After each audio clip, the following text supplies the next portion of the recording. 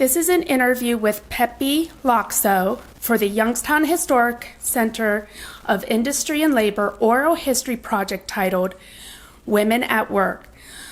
The interview is being conducted at Antonine Village in North Jackson, Ohio on May 16th, 2023. My name is Susan Lowry. Hi, Peppy. Thank you for having me here today. How are you doing? Fine, thank you. That's good. All right, so I have some introduction questions I'd like to ask you. Where did you and your family live when you were growing up? I grew up in Warren, Ohio. Warren, Ohio. Okay. And what did your parents do for a living? Well, my father was in the steel mills. Oh, yeah? Which one? Do you know? Remember? Republic Steel. Republic of Warren, okay. And what did your mom do? She was a homemaker. Yeah. Big garden. Yeah, that's good. And where did you go to high school? Warren G. Harding Okay. High School. And during high school, did you have an outside job? Only in my senior year then I started at a little family dairy store. Okay. Was it Ice cream store. was it a staple of your area? Like, was it a well-known dairy store? No, this was just a little family-owned dairy store. Okay. How much did you make per hour there? I worked every evening, I don't know the hours, and my take-home pay was $11 for the whole week. Oh, my lands, that's I significant. gave my mother $5, I saved $5, and I had $1 to spend. Oh my goodness. I love hearing stories like that compared to today. You know, just that whole dynamic there. After high school, then, what year did you graduate from high school, by the way? In June 1942. 1942. Where the country was Yeah. in full war. Oh, my lands. How did that make you feel? I wanted to do something, Okay. but I was only 17 when I graduated. Okay. So I was a lifeguard then for the summer. Okay. And I made my first rescue from the Warren Packard Park swimming pool. Okay.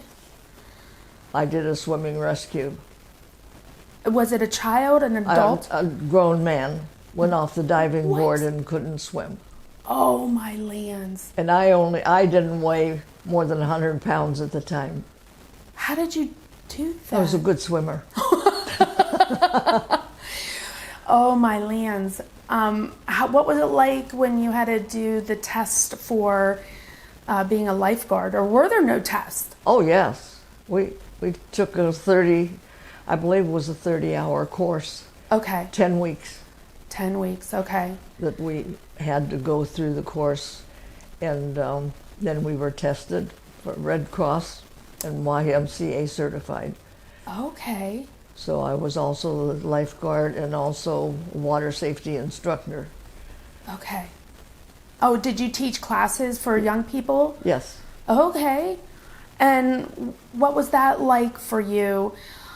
Were you the only woman, or were there other? There were one other woman and 4 men, and Okay. we would start teaching a class in the fall. It was a 10-week session, and it was a consecutive then. So for 20 weeks, every Monday night, I was down at the YMCA from 7 till 10, I see. working with these kids. Okay. And the kids, was the ethnicity mixed, or was it segregated? I'm just No, it kinda was all curious. mixed, but we just didn't have blacks. They weren't interested in the swimming. Oh, okay. Yeah, I was just kind of curious about that. So after graduation, then you did the lifeguarding, and you worked for the YWCA, I didn't work, that was all volunteer. all of volunteers, so you didn't even get paid. No, Oh my goodness. Well, when did you turn 18? the end of September. The end of September.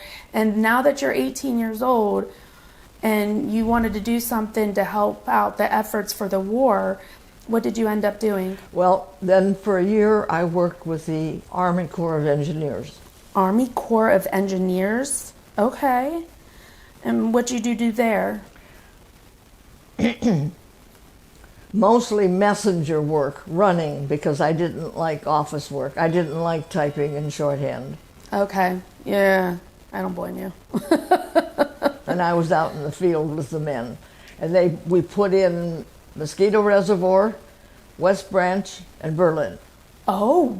So I was involved with all of those. So it's kind of like a type of mail carrier or delivery person? Yeah. And so you would have to, you had your own personal vehicle? No, I was issued, it was the OD color, olive drab, Studebaker. Oh my gosh. I love it. And I love it. And I did the running for them. Oh my goodness, you drove. And back then, it was probably like maybe 35, 45 miles per hour only, maybe even less than that. Oh, I don't know. I never checked my mileage. Yeah, like I'm just thinking the slow motion and compared to today. So I was out at Ravenna Arsenal Uh-huh. is where I was working. And then when I had to do running to go into Youngstown or into Newton Falls, so I had to get my state license, because at that time not very many women drove. Oh, okay. But I just announced to my dad I needed a license for my work, and there was no question. I went down and got my driver's license. I see. Did he fight you on it at all, or was he open? No, he was fine with it. Okay. He was fine with it. You know, I'm also curious, was there, with the war going on, it makes me wonder if there was an option for you to go to school, and if so, why didn't you pursue a higher education after that? There was no money. Okay. And there was so much pressure with the war. Okay. Yeah. That every able-bodied man went to war. Mm-hmm. So we women were in demand to see. get into the workforce. Okay. And so I just put it on hold. All right. I always wanted to go into nursing. Oh, yeah. So later on I picked that up. Oh, so we could talk about that later? Right. Okay, good. So you're working out of Ravenna, and you got your driver's license so that it made it legal for you to drive all around. And, Right. How long did you do that for? A year. A year. And after that, what did you do? Do you recall? Is that when then I went into welding? Yeah, that's the Army Corps of Engineers then finished up the jobs. Okay. And then they were going to go up and work on the Alcan Highway. Okay. My mother insisted I stay at home because there was nobody to help out at home. Oh, okay. Because all my brothers were gone to the service. How many brothers did you have? Well, 3 of them went. Okay. The Army, Navy, and Marine. Wow. So that put the damper on that. Yeah. So then that's when I went in, decided that I would go and be a welder. Oh my goodness. So obviously that probably was never a passion for you. No. It surfaced for you, and Right. you were just like, I'm going to do it. It had to be done. It had to be done. Huh. Okay, so which company did you work for? Warren City Manufacturing. Warren City Manufacturing. Okay. And It was a fabricating shop. okay. And we made landing barges. They're called LCMs, Landing Craft Mechanized. Okay. And these, I don't know how long they were because they fit in a gondola railway car. Okay. So I don't know how long that is, maybe 40 feet. Yeah. because when we finished them, we turned them on their side and loaded them on a gondola car. I see. Was it all women that worked on this, or? Well, we had crews of welders, and they were all the women, and then the men were the foremen and the inspectors, but we Yeah. women did the work. I see. Well, okay, so let me ask you this then, to kind of start over a little bit. So we understand now why you sought out that employment, and the training though, was it a hands-on on the job training, or did they take you aside for like a week or two and train you? What was that? Yeah, they had a little workshop set aside to train the welders, Okay. and then we passed the tests, and then we were turned loose. Oh my goodness. Okay. And was there different types of positions for you guys, for you ladies, when you were there, or is just you're a welder and you just went in and welded? Right, just we were welders. Okay. And describe the workload itself that you had to carry out throughout the day, and also the conditions for you and your coworkers. Like, were the conditions mutual and fair, or were there some individuals that were favored over you, or were you favored over others? But yeah, so the workload and then the conditions with that. I never felt that I was better than anybody else or anybody else was better. I was a good welder, and I ended up doing all the final repairs. Oh, okay. We had a big tank built, and they would lift this finished LCM, Landcraft, and lower it into the water and run the 2 diesel engines so it would shake Okay. and see where the leaks were. Oh, okay. Then I would crawl in it, and the crane would lift it up, and I was down in there, and I would patch up all the holes. Oh my goodness. Was you the only one who did this type of job, or were there a handful of you? I was the final one. Oh my goodness. How many years did you do this? I think it was 3.5 years that I welded. Wow. I went one stretch for 9 months. We worked 10 hours a night. But on the weekends, we just worked 8 hours a night. And I never had a day off. What? One stretch, 9 months. And you were getting paid during this time, right? $1.57 an hour. $1.57 an hour. Yes.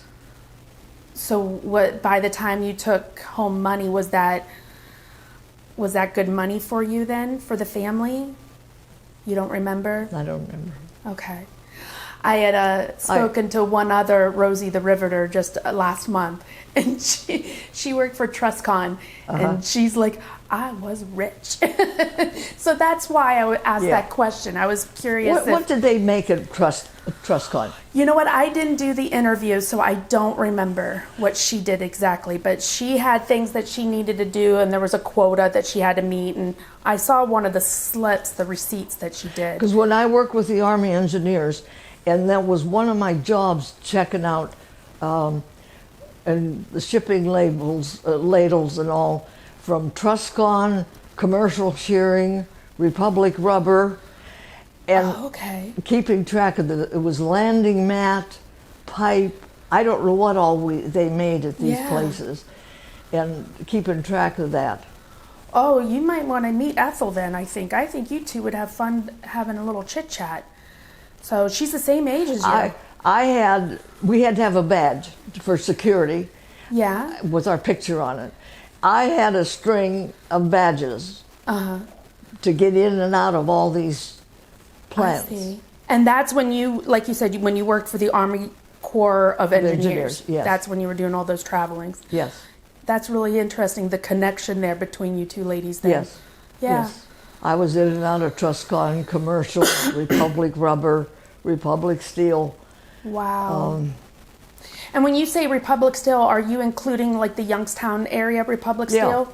Yeah. Wow, that's crazy. That's impressive. So the workload, yeah, that sounds extensive. You know, you being tiny, like you said, for you to crawl into those spaces and get in, Right. you were perfect for it. And this was at the point, see, we always wore dresses. Well, there were times we would lose a shipment or something, not know where it was, and it was crawling in and out of railroad cars. So that's when I went into slacks, because I had to crawl into railroad cars and checking, you know. And nobody gave you any kind of slack because of that, did they? No. Yeah, they were like, oh, she needs to do her I job. made my own decisions. Oh. I've always been.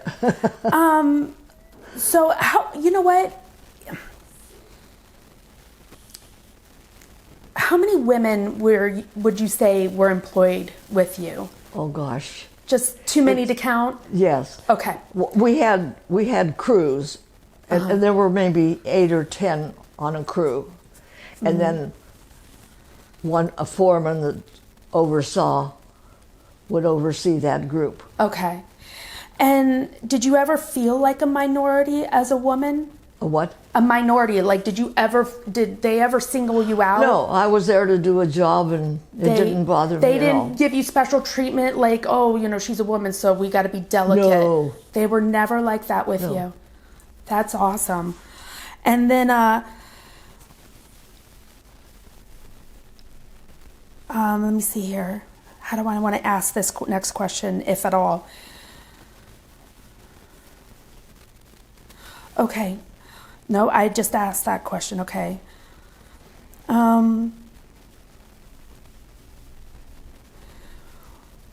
How about like any kind of like challenges though?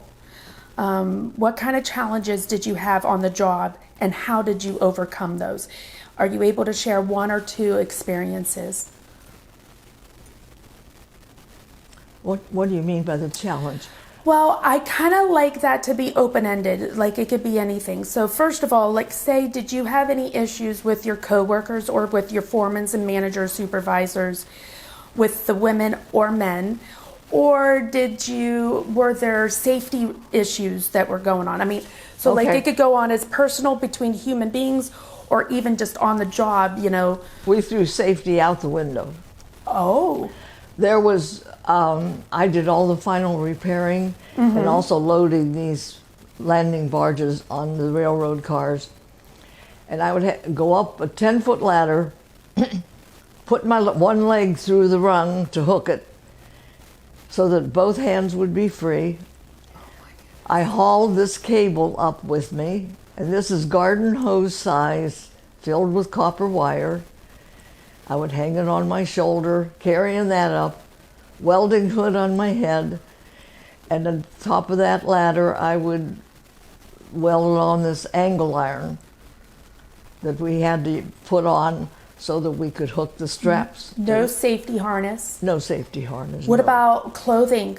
Like, did you have steel-toe shoes? Did you have No. leather apron?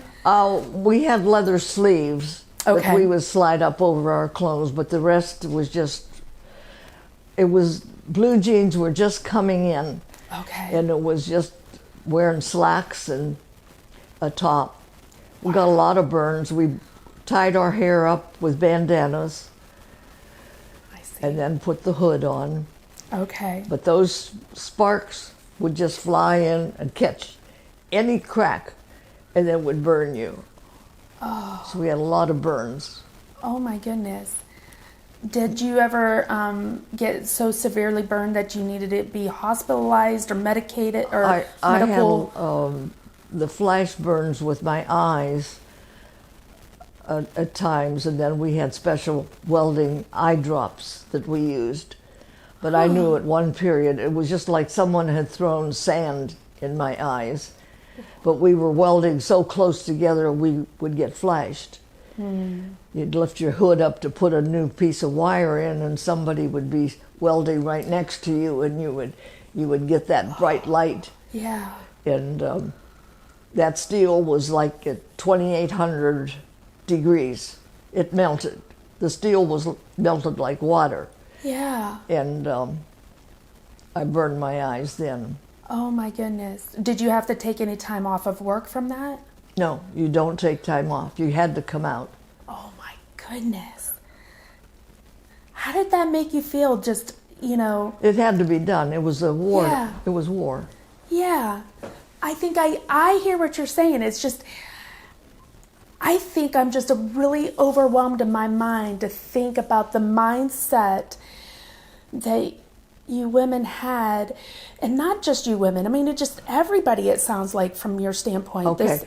All right. I had a compared to woman, today, it's like overwhelming. a woman that worked in my group, and she was married, had a little 2-year-old boy, and her husband was in the service. He was overseas.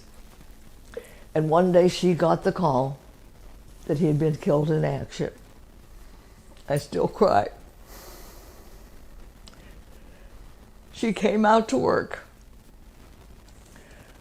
So there she is welding, and our foreman found out. And he called her over.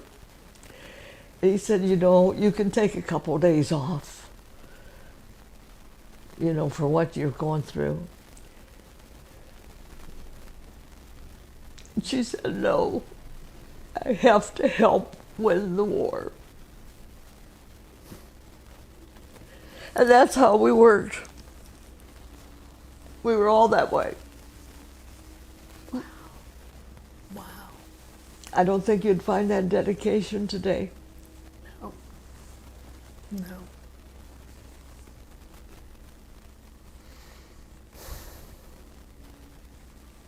Thank you.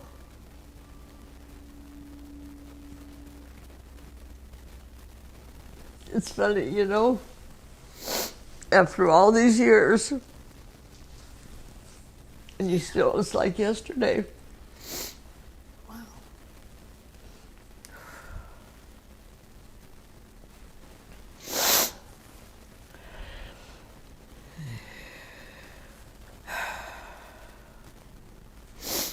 And then when the war was done, Yeah. we were done. And the women understood that. It was the men's jobs for when they came back.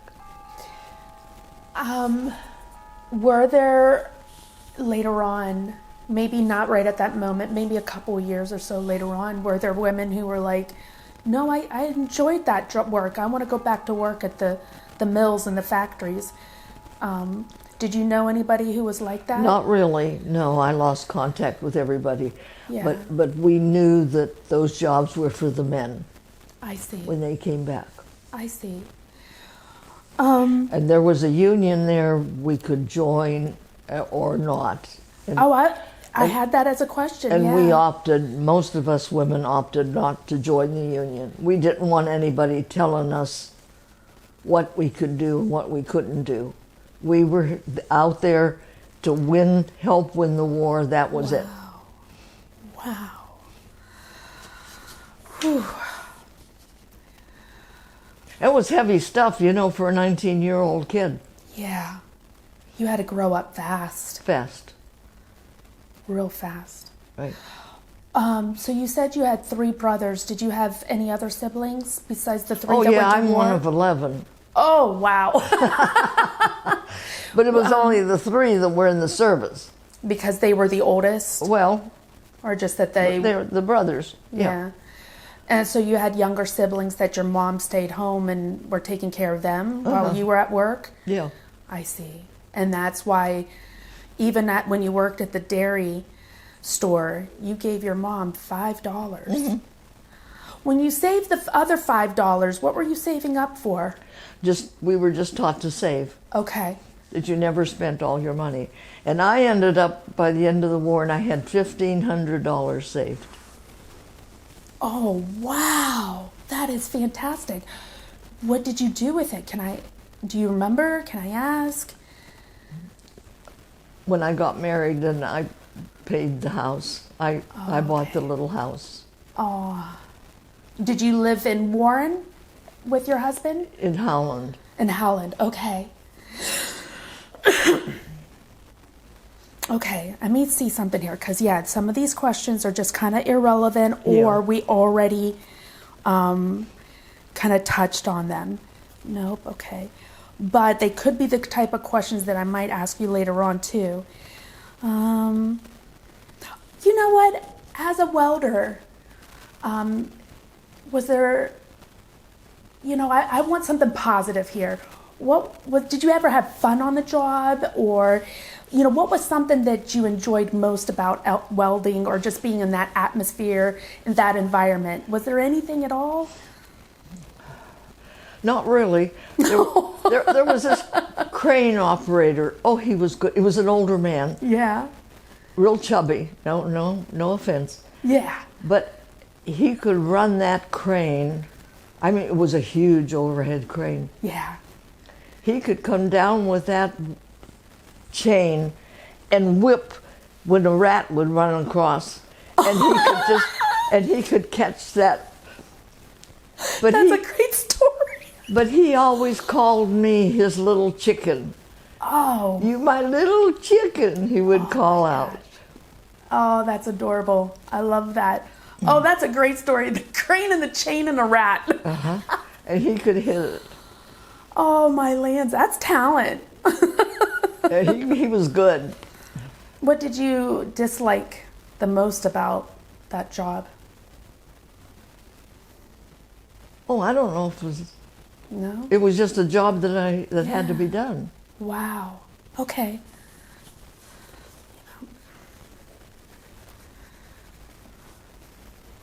Lack of sleep. Ah. Okay. That I could see that. Yeah. 5:30 till 4 in the morning. And then sometimes I would head off out. There was a stone quarry out in Leavesburg. Uh-huh. And I would go out there and take a swim before I went home. Are you serious? Oh, that's awesome. That's good. That was probably like your little piece. Right. Yeah. I'd go out and pull in. There was these little winding little tracks, and go in there and skiddy dip. And I love it. oh yeah, there was nobody else there Right. at 4 in the morning. Yeah. Oh, I love it. All right, so the war ends. The men come home, and you leave the factory. What do you do next? I made the big mistake and I got married. Oh. He was not in the war. He had a crooked arm. That was another thing. You don't have to put that down. Anyway, he had this crooked arm. And I remember asking his mother, what happened to Bill? How did he get this arm? And immediately she called him. They spoke in Finnish all the time. And he came back and he says, Ma says it's none of your business. But his right arm was rotated. There was some kind of a fracture and it had not been set properly. Okay.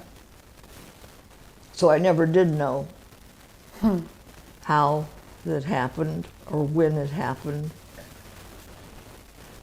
And he was one of the inspectors or whatever there.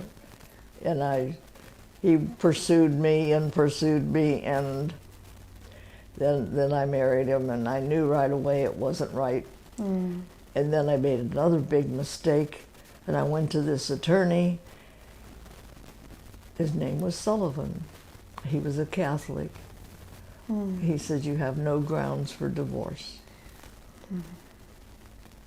So I was just trapped. I was trapped. Yeah. How long were you trapped for?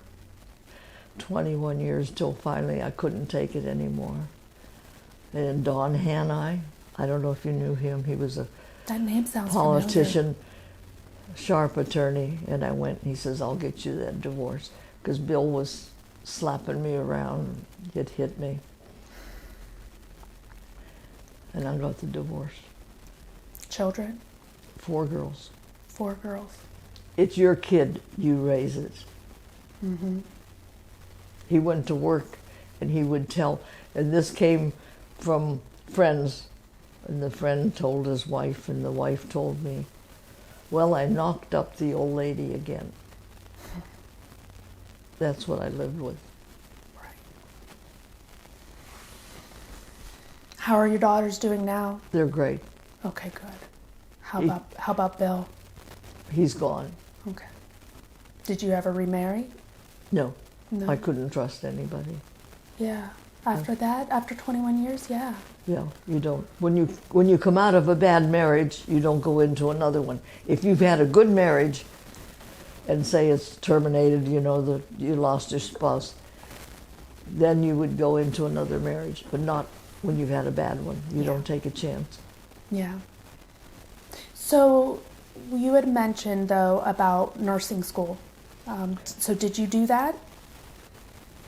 When I had 3 girls, and I realized I was going to have to be self-dependent.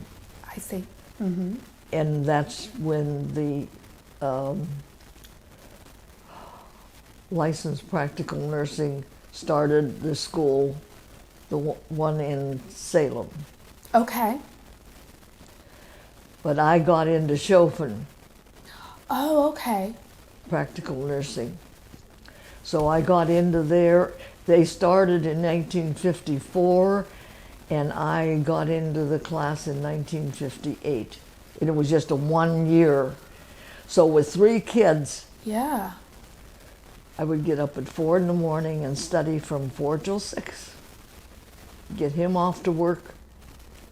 Get the kids ready for school. The little one would go with a neighbor.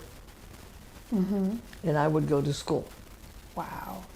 And that's how I did for the whole year. And I got through. Thankful that you did it. Yes. And then I worked at St. E's, worked on the floor for a year, and then got pregnant again. Mm. And I dropped out of the workforce for just 2 years, then I went back.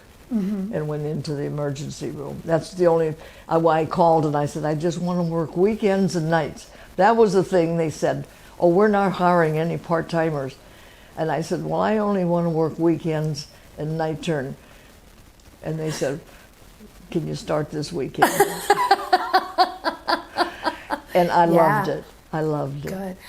Well, during the nights and the weekends, See, he was home with the kids. He would stay home with them. Okay. Yeah. All right. How was he as a father? If you don't have to answer. I took care of everything. Yeah. But like I had to go to a meeting one night, and I come home, and Bonnie's light was on. She was just 2, mm-hmm. And he was laying in front of the television, and I said, "Why is her light on?" Oh, I don't know. He was always smoking. Mm-hmm. He had a cigarette hanging out of his mouth all the time. Mm-hmm. I went in, and there I would buy the big jars of Vaseline, because I would always put a nice coating of Vaseline underneath her diaper. Okay. When she went to bed. She reached over onto her dresser and she was cleaning out this whole big jar of Vaseline, putting it on her hair. I'm sorry. You had a mom moment. I took a table knife and newspapers and was pulling or just scraping it out. She was saturated. She was just white with. She says, I was making me a new hairdo. Oh, how sweet. I see, though. Yeah. Yeah. And that's another thing about experience as a woman outside, having a job outside the home. Because you don't just go to work, then you come home and work. Right, you're never done. You're never done. He never cooked. No, I had everything. When I had Heidi, mm-hmm. and then I came home from the hospital, and there Bonnie, who was a very poor eater, you know how kids are. Yeah. And there I had fixed things so that he could put meals together for the kids, because that's when you stayed in the hospital for a few days when you had a baby. Yeah. That first night, they just came out with those dinners. The TV dinners, you mean? Yes. Okay. In the aluminum, Yeah. rectangular. So I figured, well, we might as well use these up. Yeah. He had bought a whole mess of them. And Bonnie's there, poor eater, and she's looking at this food, and she says, I miss your cooking. Oh. I'll never forget. Yeah. I'll never forget that child. Yeah. Because she hated those. Oh my goodness. So we pitched them all. Well, I want to know, what was the favorite dish around the house then that you made that the kids enjoyed? What was the favorite? I don't know. Yeah. It was just, I just made square meals. And a variety, obviously, then, huh? Yes. We never had a bought cookie in the house. I baked cookies. I always baked a double batch of cookies. Yeah. And the kids loved the baking and helping. Oh, good. Yeah. And I see. Yeah. Sorry. So, how many years did you do nursing? Did you nurse at St. E's? oh God. How about? Well, I started out part-time and then I gradually went on and on, added on till I was working full-time. And that's because the girls kept getting older and Yes. gave you more freedom to do so, And right? And then when we split up, so then I was working full-time. Okay. How old was the youngest, would you say? Like, you said you were 21 years in of marriage, but how old was the youngest when you divorced? Was she a teenager or? No, she was, I think, 8 or 9 Okay. at the time. Yeah, so once And there's you... 4 years difference between the two, so Yeah. Penny was the teenager, and she sort of took over, you know. She was very good. I didn't burden her with the work, but I could depend on her. I see. She was just graduating from high school. That was another thing. Girls don't need to go to college, and I thought, this girl's going to college. She was the top of the class. She was commencement speaker, the honor roll, wow. everything. And that's what he said. Did they go to Howland High School then? The girls? Because you said you lived in Howland, right? No, they went Austintown. Oh, okay. See, no, we had moved to North Jackson then. Oh, okay. So he was they were at Jackson. Oh, okay. And I know then when Penny, so they're in the midst of all this divorce, I went down, and it was just Jones Hall at the time, Oh, yeah. and met with whoever, and I had all her grades, and I said, she has to go to college, but I don't have any money. And he looked at all her records. He said, she doesn't need any, we don't need any of your money. Grants and scholarships, and she got right in. Nice. That's awesome. Yep. That made you very proud. Yes. So it paid off. The kids Yeah. did so well. They all did. They were all commencement speakers, or they headed the Wow. class. Yes. Oh, that's fantastic. Yeah. That's fantastic. All 4. And that's what people were amazed. It's usually you'll have 1 or 2 outstanding, but they all were in their own. Yeah. Yeah. And the first one, Penny, she was good in math. And I thought she'd go into engineering, Yeah. but she wanted to be a teacher. And then when Amy came along, and I caught her, and I said, when she was going to go to college, and I said, what do you want to be? And she's crying, and she says, well, I know you want me to be a teacher. And I said, I never said I wanted you to be a teacher. You will be what you want to be. And she went into nursing, and then became a nurse anesthetist. Okay. And then Bonnie came along. Bonnie was commencement speaker, and she was just outstanding. She went to William Woods College and majored in equestrian. She was a horse lover. She had a horse. Well, as soon as we got divorced, there were these friends of hers. They gave her this horse. Oh, wow. And he was just an old horse, fancy, black. We were chasing him all the time. He didn't want to be caught. But,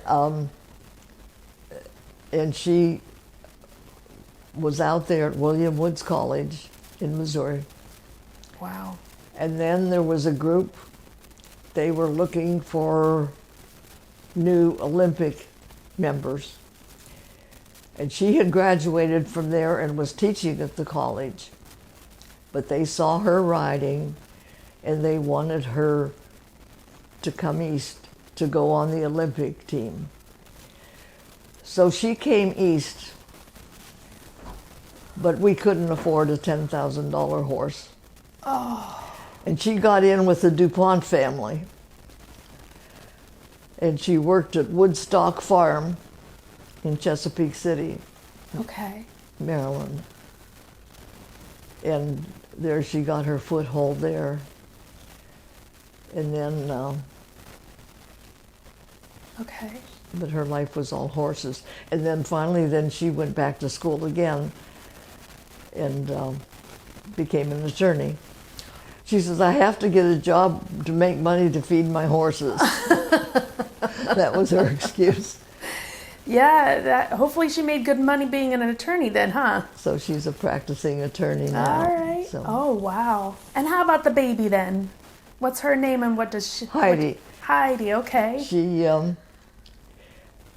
She went down to Ohio State. I hated to hear the phone ring. Mom, I don't know what I want to be. Aw. And I said, you know, if I would have had my choice, I would have gone into aviation. Because I had my pilot's license. Oh, yeah, that's right. We haven't even talked about that yet. Okay, finished with Heidi. So she ended up with a degree in atmospheric and oceanic sciences or something. Oh, my And she lands. became an air traffic controller. Wow. So she was up at the Oberlin Center, Yeah. and she worked there and then retired out of there. Wow.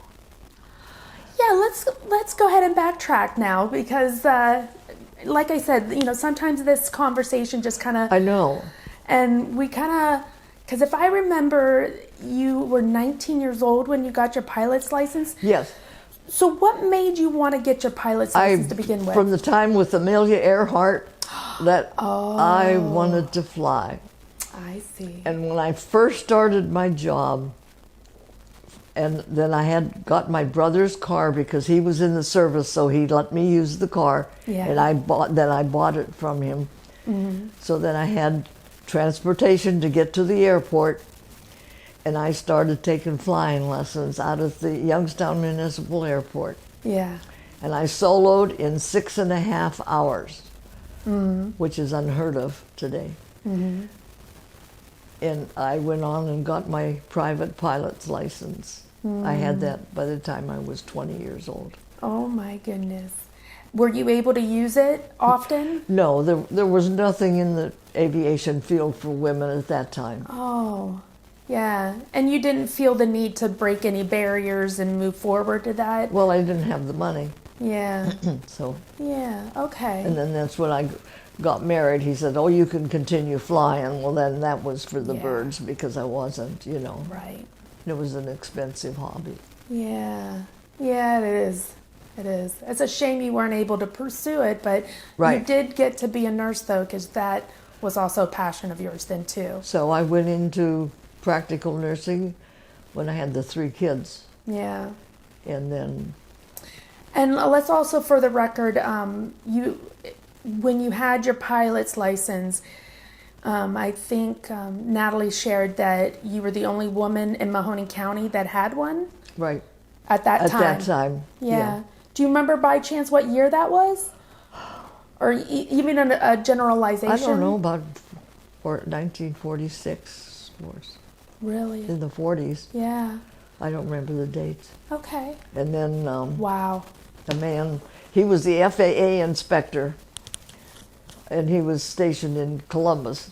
And he came up and gave me my written exam and my flight exam.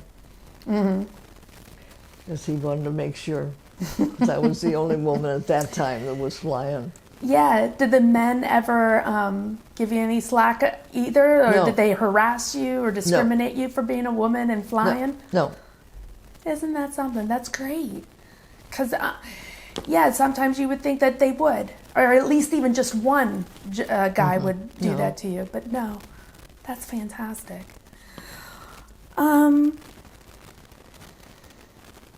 All right, so let me see here. Okay, yeah, we answered that. Oh, hey, when did you retire from being a nurse then? When did you resign? Goodness. Do you remember maybe how many years you did that for? Or It was close to 30 years. yeah.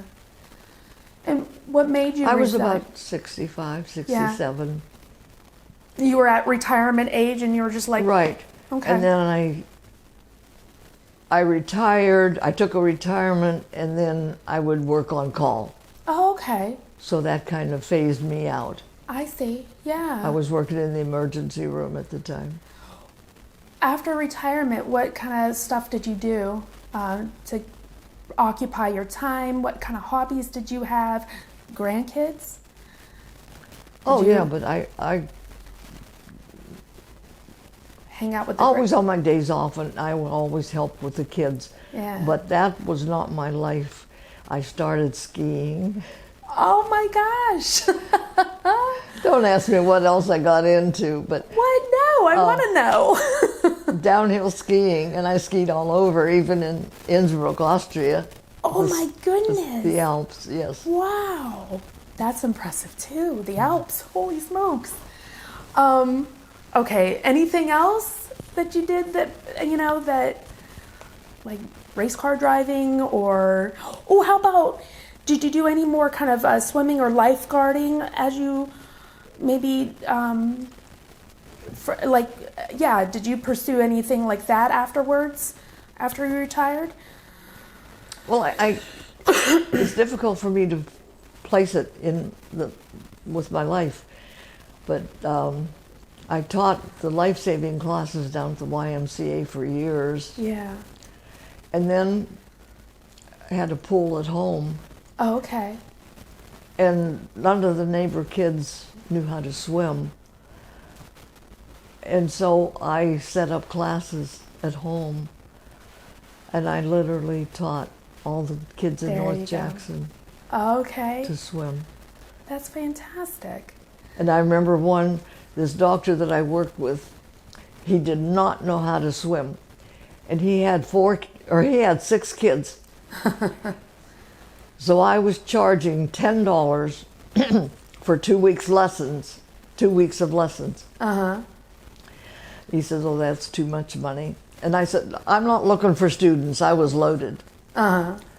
Finally, he came and he says, Peppy, will you teach some of my kids to swim? And I said, yes. Yeah. So he brought 4 of them. Well, the one little one, Renee, she was only 5. And I said, I don't want them under 6. Okay. And he said, he felt it was very important. And she was an aggressive little girl because she had brothers, all brothers. Ah, okay. So I took her. She was a little chubby girl. And she just progressed like you wouldn't believe. And on the last day of swimming, I let the parents come and watch, and they were all lined up along the fence watching their kids. And little Renee was hollering, Daddy, watch me, Daddy, watch me. And she went off the diving board into the 10 feet of water and swam over to the side. And afterwards, and then these kids of his, the boys, they did well. They went on with the Poland Swim Club, and they did competitive swimming. Oh, okay. Oh my goodness, that's great. And the one day, and he took me aside and he said, that was the best $40 I ever spent. Because he did not know how to swim. Yeah. And Yeah. and the kids did so well. Yeah, that's awesome. It was fun teaching them. I Yeah. enjoyed it. I'm trying to think. I'm trying to go back to the whole skiing thing and like if you did do anything else, but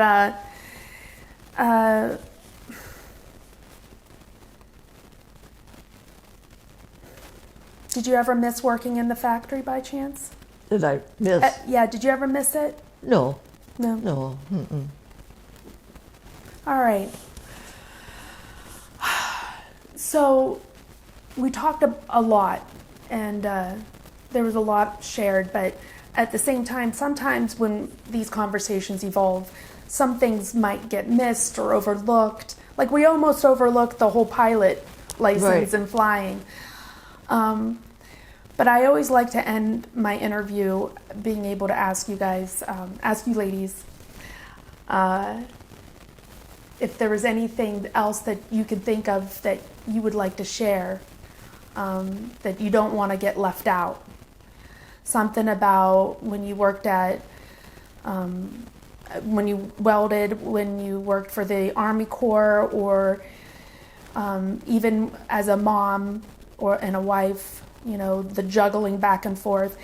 Is there anything that maybe we didn't really discuss that you really feel the need to share? I think we covered everything quite well. I really do. Okay, good. I'm not sorry for the way my life has gone. It was a challenge, Yeah. but I headed up to each challenge and made it through. Yeah. Let me tell you what, I'm sitting here and I'm listening to you and I'm like, man, she's equally as a hero as all the men who went Well, overseas. I don't. I I just know. was doing my job.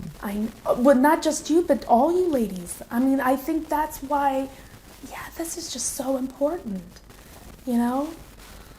It's just, yeah, the dedication, the mindset that it's overwhelming for me in particularly. Is this all you do is interviewing? No. I'll tell you more what I do a little later when I turn the camera off. Any advice you would like to give the public? Keep moving. It's good advice. At my age, and people want to know why or how I have kept so healthy, and it's exercise to keep moving. Can I ask how old you are right now? I'll be 99 In September? in September. Wow. Fantastic. Thank you so much, Peppy. This was wonderful, and I'm so glad that we had this opportunity to talk. It was good. But I think exercise is the most important to keep moving. I agree.